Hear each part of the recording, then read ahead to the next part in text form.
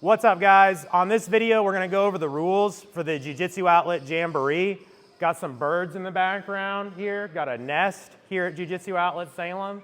So I've got here our referee for the Jamboree, Mr. David Mickham. So we're just gonna go over the rules for the Jamboree. So guys, the rules for the Jamboree are meant to mimic a regular roll. So just like in a regular roll, and then the way the match is gonna start is the referee is gonna call slap, bump, and then go. So we're gonna go slap, bump, and then go.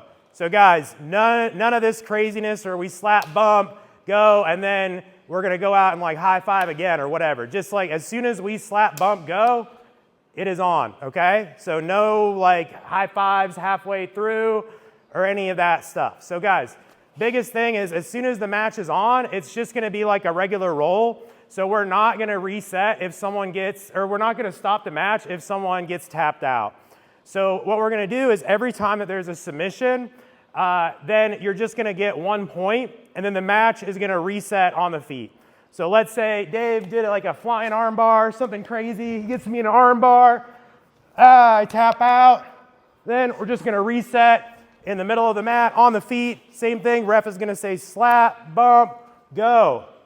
All right, and then we just keep going. So it's gonna restart on the feet every time someone gets tapped out.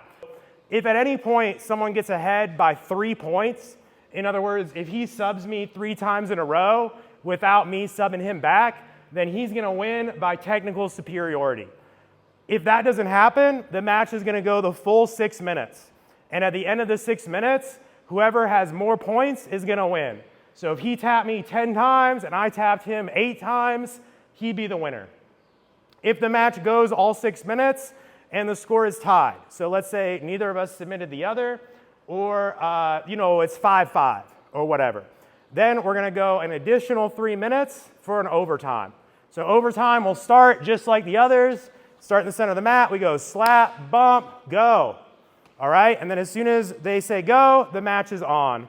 So guys, we're doing submission only, but the referee decision, if it's tied, will be dependent on basically the scoring position, but also just whoever was pushing the pace more, threatening more close submissions, and basically coming closer to scoring those points. However, we are still gonna value the regular scoring points like mount, side control, back mount, etc., takedowns, guard passing, and so on. So in other words, if the score is tied, or maybe there was no submission and it's 0-0, then the referee is gonna confer with the other judges, and we're going to be picking the person who had more dominance, more close submission attacks, you were more aggressive, you were pushing the pace more, and you achieved more time in those scoring positions, like the mount, side control, north-south, the back. You got more takedowns, more guard passes, more reversals, all that good stuff. More knee on belly. So yeah, all the typical positions that are scored, we're not gonna be running a scoring system, but they will factor heavily into the decision. So guys, all the different submissions are gonna be legal. So heel hooks are legal. So go ahead, let me see the leg. So guys, heel hooks are legal outside and inside. Come into here, everything. There's only going to be 2 things that are illegal to do. So number 1 is the scissor takedown.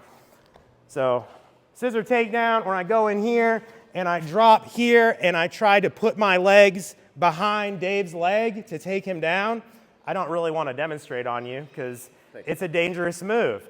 So guys, we're not gonna allow the scissor takedown, whether you have the hand on the mat or not. So even if you put your hand on the mat and enter this way, or just obviously jumping in here, not allowed. So guys, if you do the scissor takedown, it's gonna be an instant disqualification. So just don't use that move and you'll be okay. The other thing that's gonna be illegal, birds going crazy.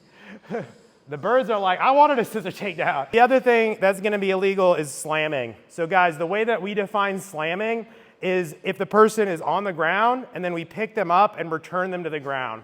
So in other words, like go close guard. So like something like this.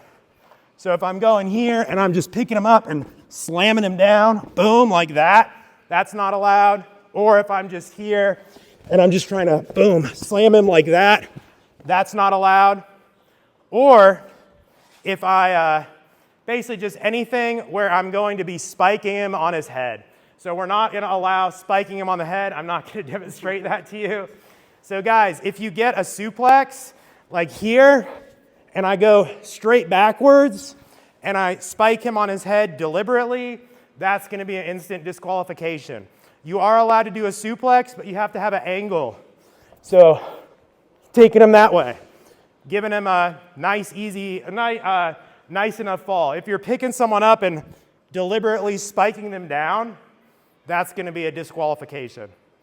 Only thing, we are going to respect the slam out of the submission. So let's say, put me in like an arm bar. So let's say I go arm bar, he's trying to arm bar me, I go here, and I stand up and I pick him up.